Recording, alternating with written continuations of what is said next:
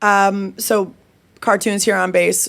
We've known each other since high school, actually. We both grew up in upstate New York, and we started writing music together after I graduated high school. I think, right? Was that 2010? Yeah, right after I got home from my first year of college. Right after you got home from your first year at college.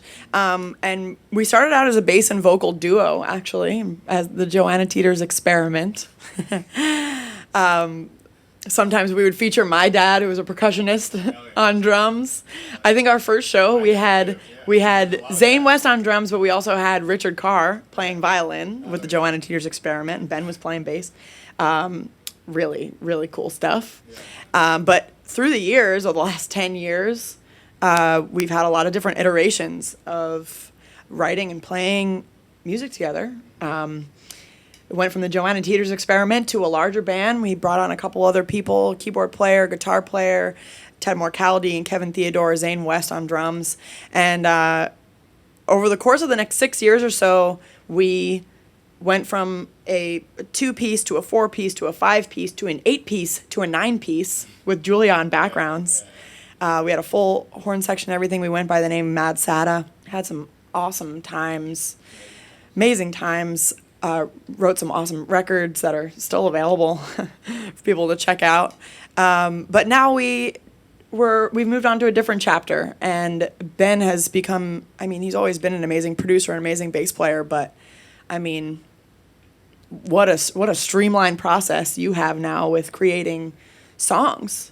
I think it started out as kind of writing beats and writing music for you've always written songs with other singers in mind as well, not just me, but people like Natalia Ice and Julia Zivic. And boy, through the years, your songwriting process has just gotten so cleaned up, and you really know how to write for me, which is such a beautiful thing to have to work with somebody that understands your voice, understands your strong points and your weak points, what keys you sound good in, what tempos you sound good in.